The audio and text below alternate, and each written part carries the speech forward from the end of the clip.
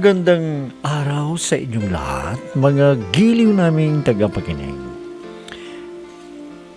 Sa araw na ito mga kaibigan, isa na naman kasaysayan ang aming ihahandog sa linggong ito. Liham kasaysayan na kapupulutan ng aral sa buhay.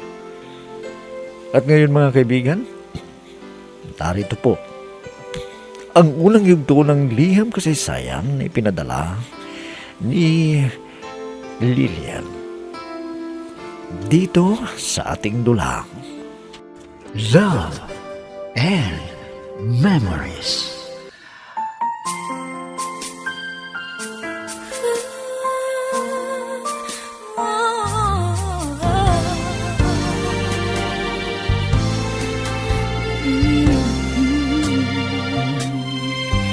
Hindi natin maiwasan na magmahal na lang bigla.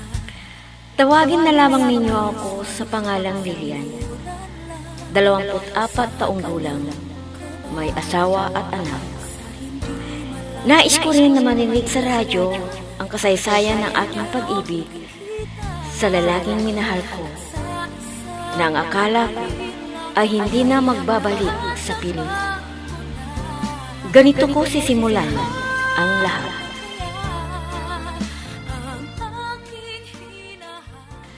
Alam mo ba, Dante, pag ganito na magkasama tayo, ang sarap ng pakiramdam ko. Sana naman ay magtagal bago ka bumalik sa trabaho mo. Kung pwede lang sana. Ayaw ko nang magkalayo tayo, pero alam mo naman ang bakasyon ko. Kaya sulitin na natin ang pamamasyal sa iba't ibang lugar. Naku, gusto ko yun, Dante. Lalo na pag nagkukwentuhan tayo ng mga nakakatawang bagay, ay masayang masaya tayo. Kung pwede lang, di na tayo maghiwalay. Na dito ka na lang. Sana nga, pero kailangan kong mag-ipon kasi para sa ating magandang kinabukasan. Para din sa ating magiging pamilya. Sa bagay, tama ka, Dante. Kailangan na magtiis muna tayong magkalayo dahil sa iyong trabaho. Na ilang buwan na hindi kita makikita. Kaya lagi akong nasasabik sa'yo kung nagkikita tayo. Ikaw lang ba? Ako rin eh. Alam mo, hindi ko lang iniisip na may masasabi yung magulang mo eh. Pagkamag-anak itinanan na kita. Huwag naman. Dahil nagtitiwala ang inay ko sa'yo na rerespetuhin mo ko hanggat hindi pa tayo nakakasal. Oo naman. Kinausap nga ako ng nanay mo na dapat daw na paghanda natin ang ating pagpapakasal para hindi naman paliitin ng mga kamag-anak mo kung kulang ang hihanda namin. I'll be with you for the rest of my life. From the bottom of my heart I'll always be with you.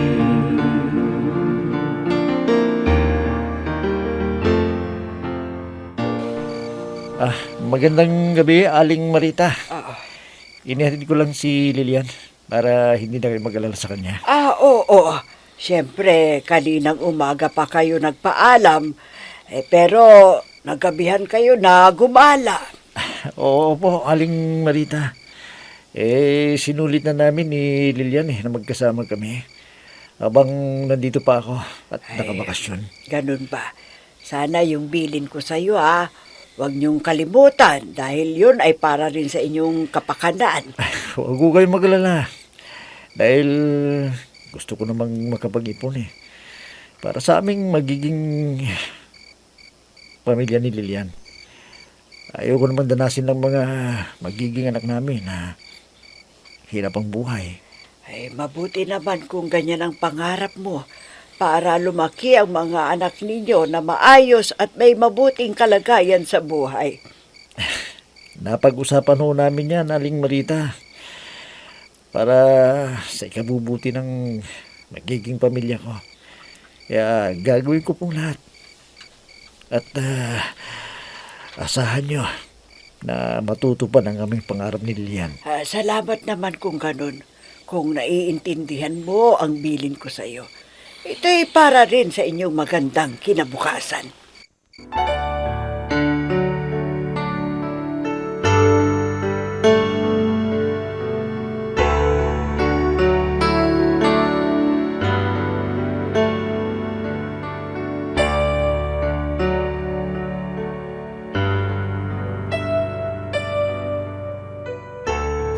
Ay, aba, apo, mabuti naman at dinalaw mo ko rito.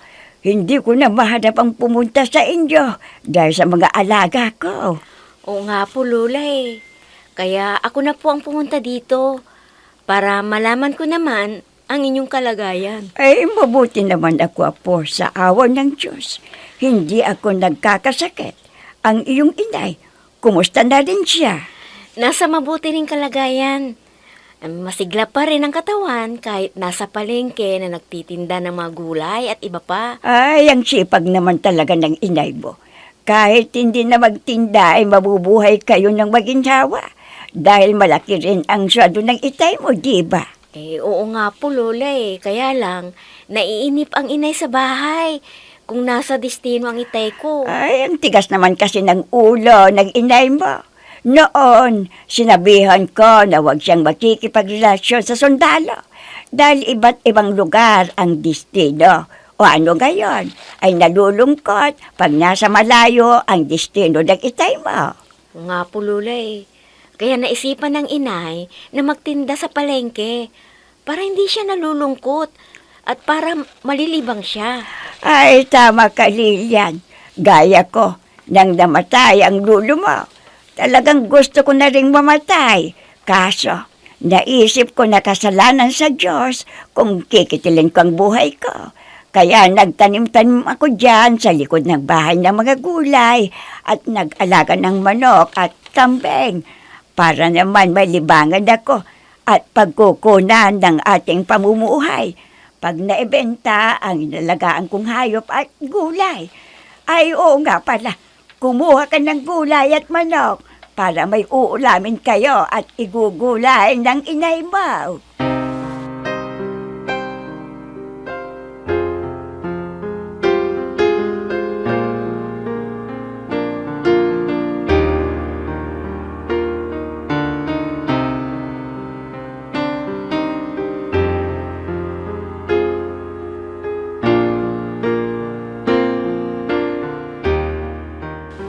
Oh, inay, mukhang pagod yata kayo ngayon. Nakikita ko sa itsura nyo. Ay, tama ka. Ang daming bumili ng gulay. At lahat yung in-order ko na ititinda bukas na ubos. Dahil pesta na pala sa isang barangay. Ang swerte naman ninyo. Sigurado na tumubo ka agad kayo. Siya nga pala, inay. Ang sabi ng lola, pwede na raw ibenta yung mga gulay nila. Kaya mas mabuti kung doon muna kayo kumuha ng ibibenta ninyo. Eh, mabuti naman kung ganon. Dahil may nag-order sa akin ng mga gulay para ibenta doon sa bahayan nila. Dahil uuwi kasi may okasyon. Kung ganon, tamang-tama pala.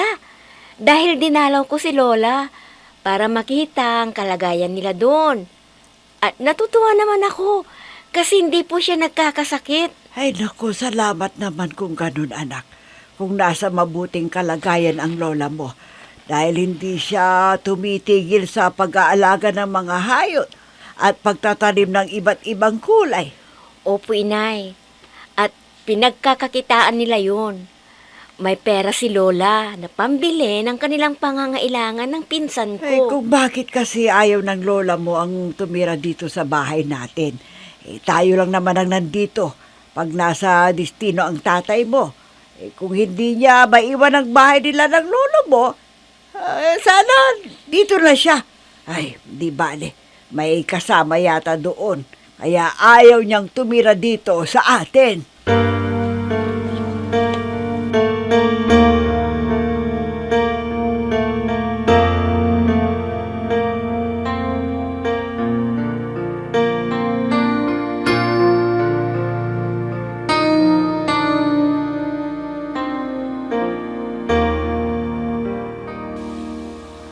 O, kumusta na kayo ni Lilian, Marita?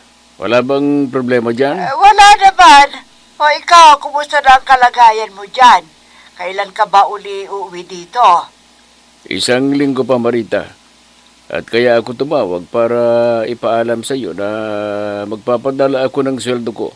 Kaya kunin mo bukas. Ay, salamat naman kung ganun. O ikaw naman dyan, kumusta ka na rin? Sana ligtas ka lagi sa kapahamakan. Oo naman, Marita.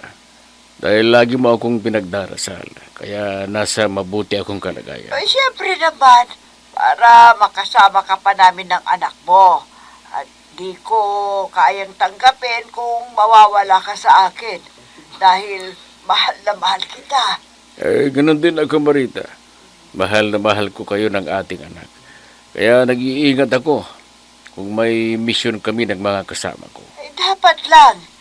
Ano kaya, Bando, kung magretiro ka na lang ng maaga para makasama mo kami?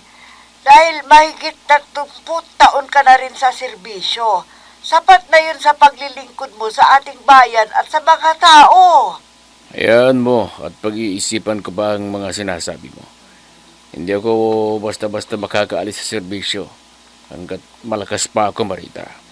Pero huwag kang mag-alala.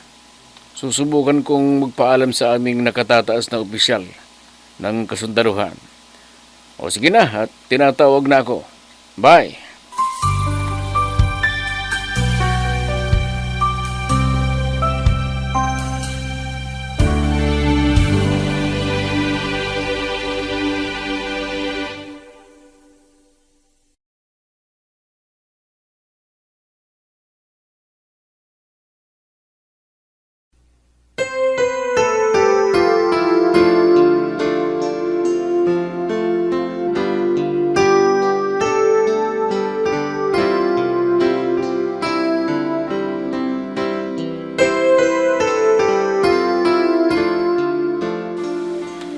Ano ang sinabi ninyo, inay? Tumawag si itay? Oh, bakit hindi ninyo ako ginising para makausap ko rin? Dahil namimiss ko ng itay Sandali lang kaming nag-usap. Ang sinabi niya yung ipapadalang pera sa atin Talagang bilib ako kay itay, inay. Isa siyang uliran na ama at mapagmahal sa atin mula noon at hanggang ngayon. Kahit madalang siyang umuwi noon sa atin. Ay, oo nga Pero alam mo, nasanay na rin ako sa ganitong kalagayan. At tama ang sinabi ng lola mo. Mahirap ang asawa na sundalo dahil lagi nasa destino. Sa loob ng 6 na buwan, 1 buwan lang ang bakasyon niya. Di gaya rin ng kalagayan namin ni Dante, inay. Kung sumampa sa barko, pag nagtrabaho, ay 6 na buwan ang palilipasin at saka siya makapagbabakasyon. Hindi ka ba nagsisisi sa ganyan na malayo kayo sa isa't isa pag nagtrabaho si Dante? Anong magagawa ko? Siya ang minahal ko. Kaya magtitiis ako para makaipon siya para sa aming magandang Sa kinabukasan. bagay, mas mabuti kung handa kayo bago magpakasal para hindi kayo magiging kawawa at lalo yung mga anak ninyo. Opo, inay. At marami kasi kaming makikita na pamilya na mahirap ang buhay. At ang mga anak nila apektado. Hindi nakakakain ng tamang sustansya. At hindi pa nakakapag-aral dahil sa dami nila.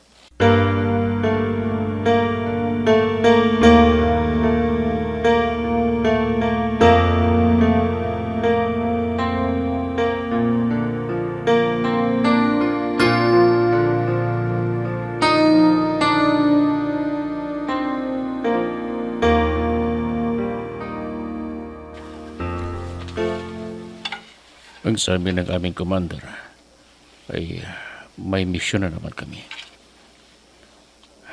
Parang nararamdaman ko na delikado ang misyon namin.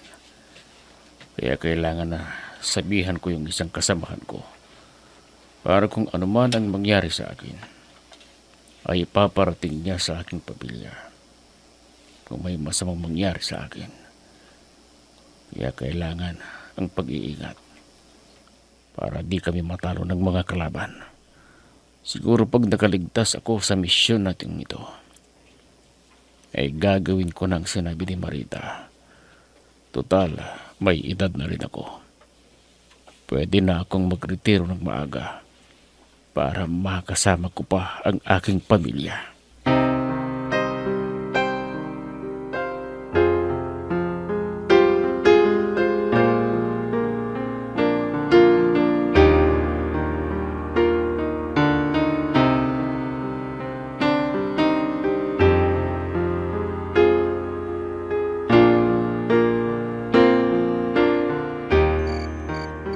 Ano ba itong nangyayari sa akin? Bigla na lamang akong kinabahan nang hindi ko maintindihan. Anong ibig sabihin nito? Inay, hindi pa pala kayo natutulog. Ano ba ang iniisip ninyo? Kuwan kasi anak, biglang kumabog ang aking dibdib. At naisip ko kaagad ang tatay mo. Sana walang masamang nangyari sa kanya. Ganon din ako, inay. Kaya lang, hindi natin alam kung ano ang nangyayari sa kinaroroonan ni Itay. Ang mabuti ay manalangin tayo na sana iligtas ng Diyos sa kapahamakan si Itay. Ha? Oo nga no. Bakit hindi ko agad naisip yan? Dahil wala tayo sa tabi ng tatay mo. At tanging Diyos lamang ang makakatulong sa kanya. Opo, inay. Huwag na kayong mag-alala. Baka kung ano pang mangyari sa inyo eh. Sa bagay tama ka anak. Kung minsan kasi parang naninikip ang aking dibdib. Kaya kailangan na ingatan ko rin ang aking sarili. Opo, inay. Kayo lang po ang kasama ko rito. At hindi ko alam ang gagawin ko kung may masamang mangyayari rin sa inyo. Sandali, inay ha. At magtitimpla ako ng mainit na gatas para makatulog kayo kaagad ng mahimbing.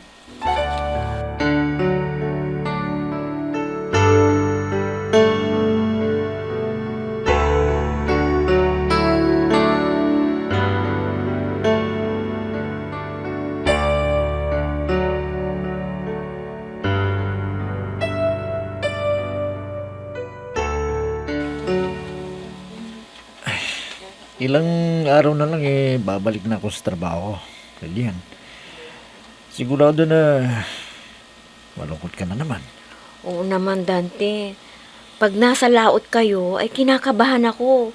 Siyempre, naglalayag kayo sa iba't ibang bansa.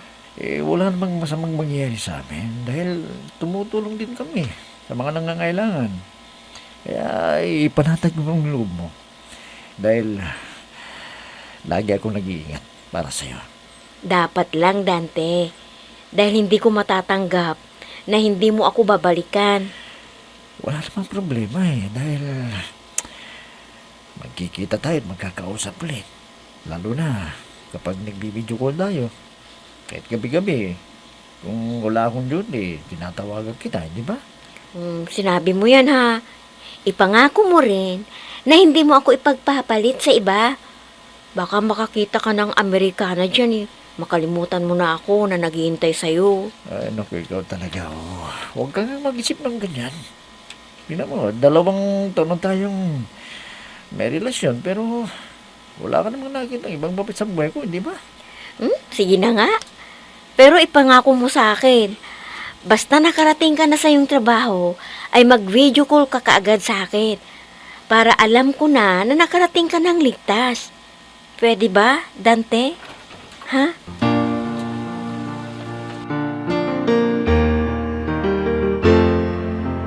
I'm so blessed I have you, 'cause you gave the world to me. You're my inspiration, the perfect one in my life forever. You make my life complete. Nandito na kami sa lugar ng aming misyon. Sa tingin ko ay tahimik ang kapaligiran. Pero dapat na alerto kami lagi. Baka lusubin kami ng mga kalaban. Hinibali. Nagmamasid naman ang mga kasamahan ko. Sana huwag ninyo kaming pabayaan, Diyos ko, sa aming misyon na ito. Para maging tahimik ang lugar na ito ng mga tao. At huwag guluhin ng mga rebelde na nagsasamantala sa mga tao na hindi na pinipili kahit mahirap na tao ininanakawan ng mga alagang hayop at bigas. Sana mahuli na namin ang mga rebelde na yan. Ha! Ang mga walang hiya! Inunahan na kami! Ito sa inyo! Ha! Tinamaan ako! Hindi!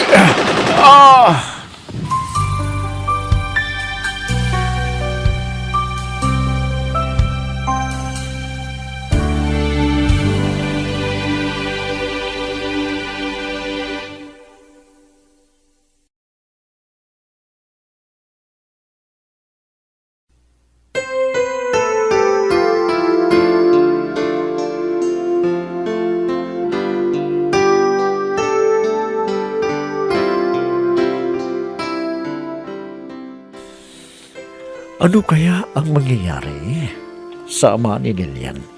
Mga kaibigan, huwag ninyong kaligtaang subaybayan ang pagpapatuloy at ikalawang yugto ng liham kasaysayan na ipinadala ni Lilian dito sa ating dula. Love and Memories.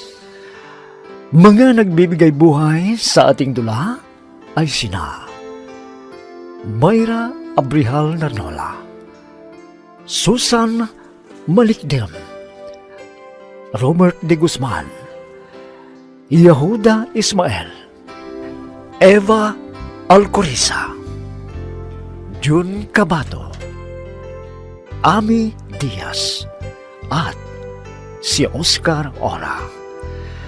Technical supervision at musika ni Oscar Ora. Nilapatan ng tunog ni Robert de Guzman. Mula sa panulat at direksyon ni Ami Diaz. Love and Memories. Inihahandog sa inyo ng F3 Recording Studio para sa Pambansang Radyo ng Pilipinas, Bombo Radio, Philippines.